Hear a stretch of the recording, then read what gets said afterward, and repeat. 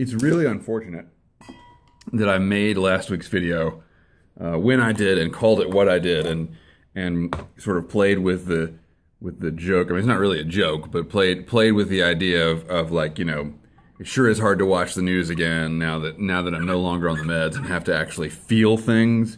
Yeah, I should have been a little more temperate in my approach to that because I wanted that to be kind of the culmination of that idea. I didn't want to keep going with it, and then Helsinki happened.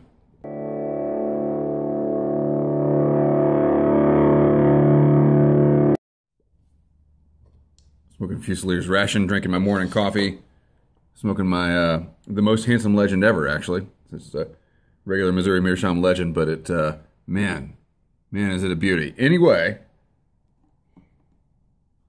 I wanted to make a nice, sober video with lots of gravitas and, you know, like long pauses and stuff like that. Probably at the window in my office about what's going on. But then I realized that after last week, I mean, it's pretty hard to top last week in terms of paranoid ramblings. So where exactly can I go from there?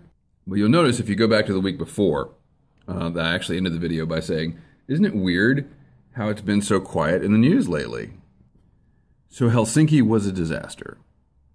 And it's a disaster unlike any other in recent memory. And by recent, I mean my lifetime? The 20th century? Not saying it's a bigger disaster than any in the 20th century, but saying there's nothing quite like it to really sum up exactly what we're living through. It's Saturday morning. I wanted to make this video because I don't want to include any of this stuff in the Sunday Anti-Socials tomorrow, because I don't want my channel to become 100% talking about politics. In fact, I still hold to the idea that we don't talk about politics here. I think that this channel is post-political or trans-political. I don't really know the difference between post and trans, except like trans, like to say, oh, I'm trans-political. That means like I transcend politics. Like I'm post-political. I don't know. I don't have any ego invested in it. So, you know, when people say they don't have any ego invested in something, they always have ego invested in it. We're gonna call it post-political. And that directly relates to the whole reason d'etre for raison d'etre. Is this like when Obama would call Pakistan? Shit. The point is, we know arguing back and forth about politics is a waste of time, right? Total waste of time. If you're not with me on that, then you're probably not with me. You're probably not watching this channel anymore, and that's fine. But it's not like to argue Trump versus whatever, Hillary, which we still seem to be arguing 2 years after the election. To argue that, waste of time. It's 2 years after the election.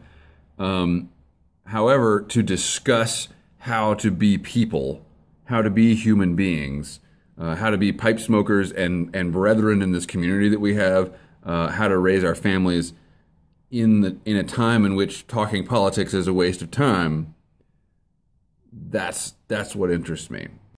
So one thing about living in 2018 is that you don't know what you think you know. And that is something I've had to learn since backing away from politics, is that these things that we thought we knew, we didn't really know. And if you keep that in mind, it's a lot easier to interface with people who would otherwise you wouldn't probably get in a big fight with, like me and John Ferguson. John Ferguson, the Metalhead Cigar Guy, got in like this huge, you should go back and read it, but they got in this huge like back and forth, fairly civil back and forth, even though someone was called Sugar Britches, but yeah, fairly, you know, fairly civil back and forth. And then I think they ended it by saying, well, Gribbs is going to kick us off his page, and yeah, Gribbs is off the meds and we're not helping, that kind of stuff. So thank you guys for considering my fragile mental state. My mental state is not fragile. My mental state is not fragile. My filter is fragile. My ability to to absorb information about what's happening and then not go off, that is very fragile right now. But for myself, the best way that I can keep that strong is by saying, I don't know what I think I know. I know what I've read. I know what comes from news sources that I trust, which is actually none at this point. We know what we see on video. We think is fairly reliable. But yeah, you don't know. You don't know. And in the case in point, after Helsinki, I sort of lost the last illusion that I had about the situation.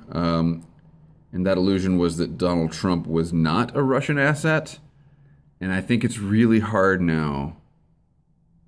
It's really hard now, after Helsinki, to believe that the President of the United States is not a Russian asset.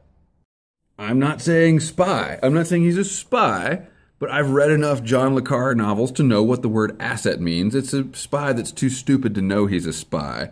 And I think that fits very well with the situation. And the performance in Helsinki has never happened before, to my knowledge. We've never seen a president. You talk people that are standing up for Trump and they're saying America first, America first. Number one, America First was, well, kind of a fascist organization back in the 40s. Number two, America First means that when you're standing up next to a dictator, well, number one, it means you don't stand up next to a dictator at a press conference. Number two, it means that when you, for some reason, find yourself next to a dictator at a press conference, after having just received word that your own Justice Department has indicted 12 people from that dictator's country, you don't say, he told me he didn't do it. And you can say it was three-dimensional chess. You can say whatever you want, that it's just Trump trolling the libs. That's fine, except, you guys remember when Barack Obama bowed to the Saudi prince or whatever? Do you remember when Barack Obama had his hot mic moment with Medvedev or whoever it was that I'll have more flexibility? Do you remember the reaction of people on the right? And so now we've got Trump doing something far more egregious. And if you don't understand, I think a lot of the issue with I think Trump's base, his base, I think there's a cult there. But I think a lot of the issue with those who are sort of on the fringe of the base is they just don't know what that means. Like, we elected him because he's not a politician, right? We don't expect him to be graceful under these kinds of circumstances. Statecraft is a skill. It's acquired. That's why we want a professional politician dealing with Vladimir Putin. And now we're talking about Trump and not really what I want to talk about. So the point is, I see a few scenarios from here. Let me relight my pipe and we'll talk about this. One last thing about Helsinki. The idea, two last things. Rod Rosenstein talked to President Trump before Helsinki, said, I've got these indictments rolling out. Do you want me to roll them out before you meet with Vladimir Putin or after? And like a president who knew what he was doing, Trump said before, right? Because what president wouldn't want that as leverage in a big summit? Then he went on to discredit the indictments. Then, instead of demanding that Putin extradite these Russians to stand trial in the United States, they are indicted to stand trial. He didn't do that we know of, and that gave Putin the onus to say, well, hey, we'll let Mueller come over here as long as you send me, I don't know, some former ambassadors to interrogate. Send me Obama's ambassador to interrogate. And the White House didn't immediately laugh that off. Sarah Sanders said, yeah, we're thinking about it. We're going to, the president didn't agree with it. We're going to figure out what we're going to do about that.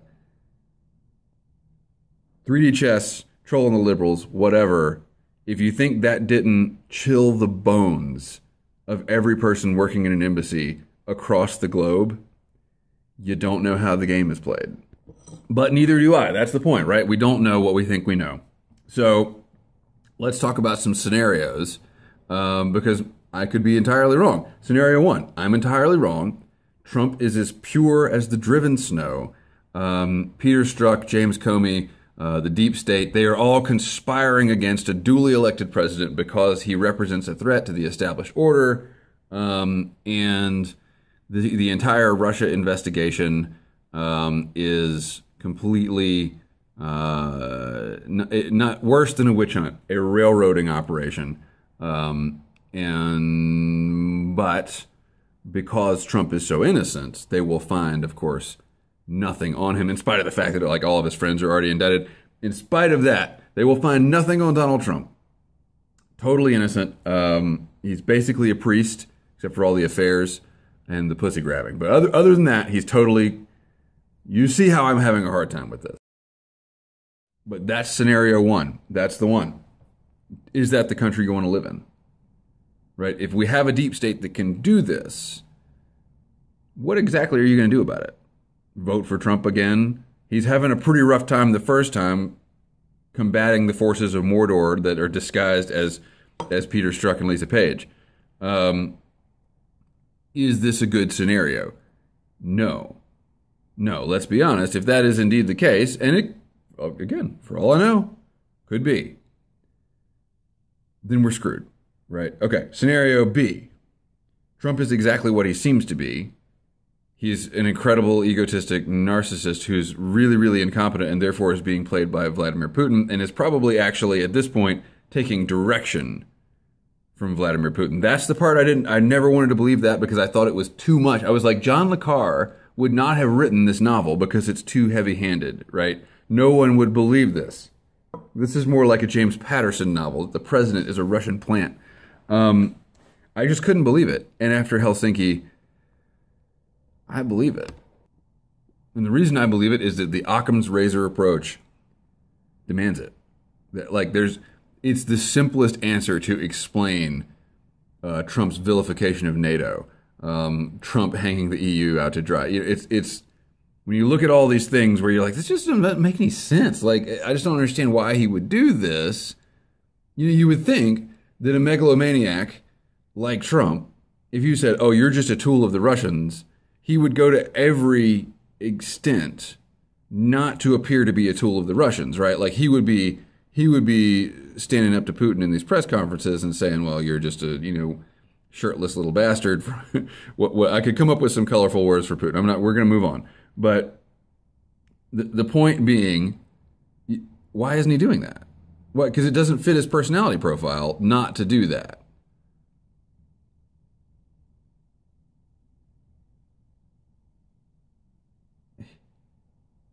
There's only one answer to that question. So that leads us down a couple of paths. Scenario 2A. Trump's a Russian asset. He gets caught. The Mueller indictment, or the Mueller investigation ends in an indictment that takes Trump down. Putin knows what that investigation is going to find. If that is going to happen, Putin knows that his window is closing. He's got till November. He's got till the midterms to have a sure base of support underneath the president in terms of political support. Whatever Putin's end game is with this little project, it's going to happen sooner rather than later. Zero Hedge ran a piece about the Russians dumping $100 billion in U.S. treasuries over the last couple of months, basically just to see what effect it would have on the markets. If we look back, well, the point is, we also have what's her name? What's the Russian lady's name? The Red Sparrow lady that infiltrated the NRA and the evangelicals. Shit, whatever. Now I'm upset that I can't remember her name. Maria Butina. What was the point I was trying to make? it goes a lot deeper than Donald Trump. It goes a lot deeper. And if you're Vladimir Putin and you see your window closing, what's going to happen? I mean, if I were in Estonia right now, I would be a little bit concerned.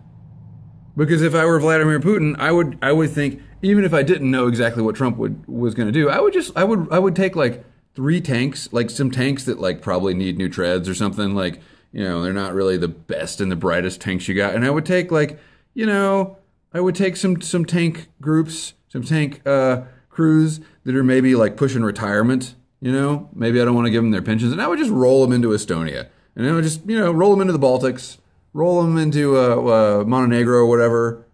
Can you roll a tank into whatever? Anyway, I would just send them in. And if NATO and the EU reacts and blows them to smithereens, well, you lose a few tanks. If they don't, you got the Baltics. Scenario 2B. Trump is Trump is as red as the Russian flag. No, it's white. Whatever. Trump is as red as Trump's a commie. That's the point. Trump is Vladimir Putin's valet, and Mueller doesn't indict him. Mueller can't find anything.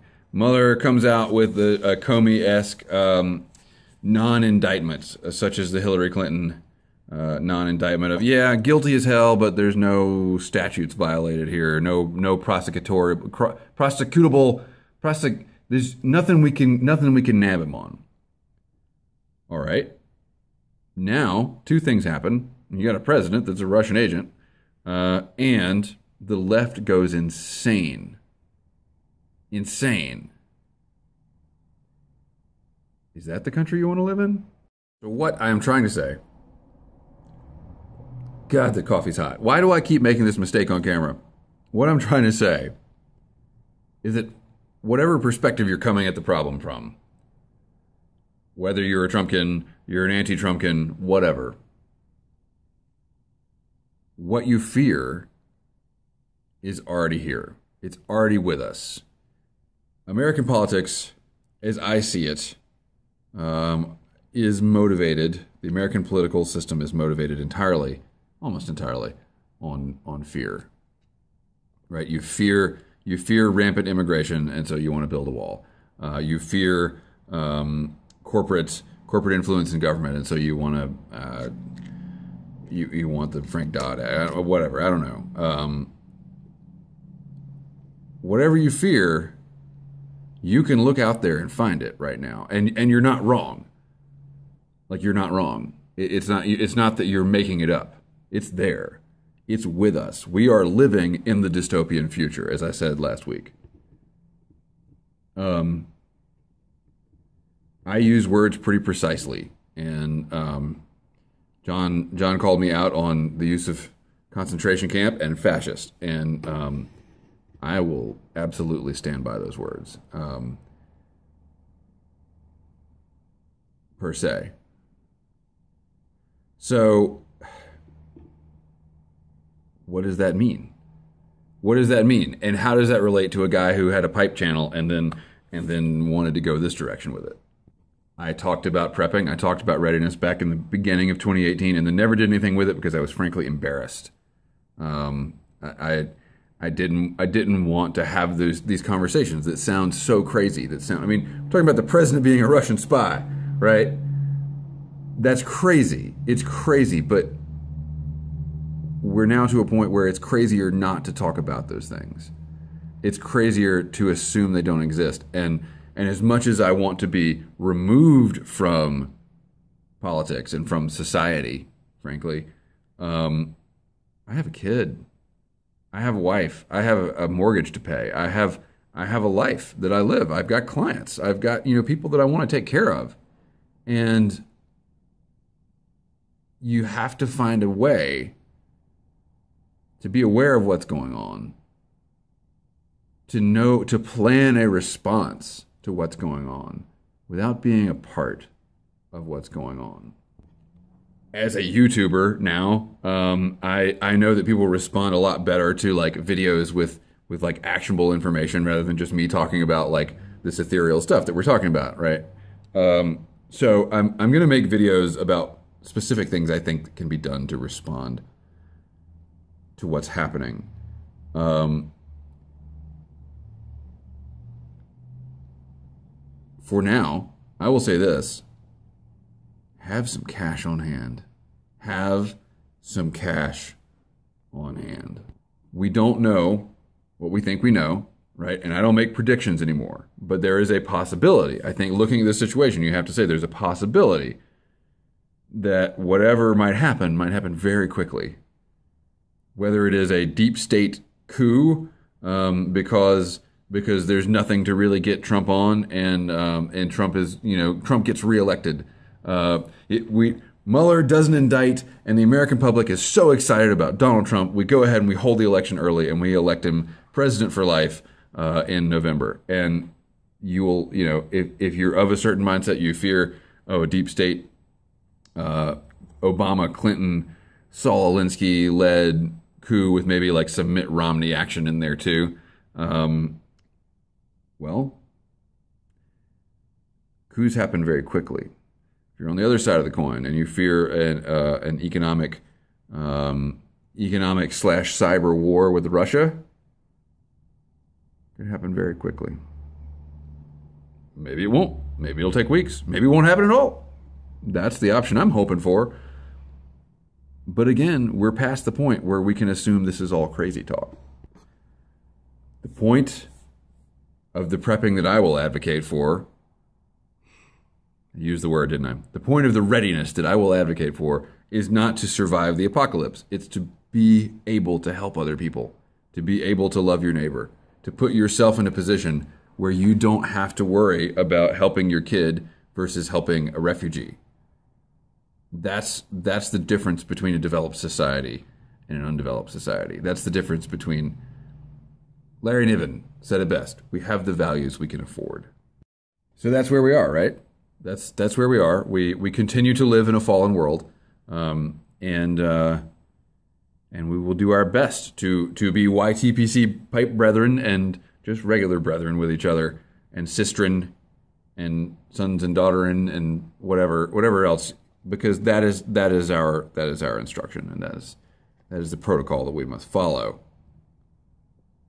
in spite of the world around us. So, I'm going to record some Sunday anti-socials and keep some cash on hand. Keep the ends out for the ties that bind.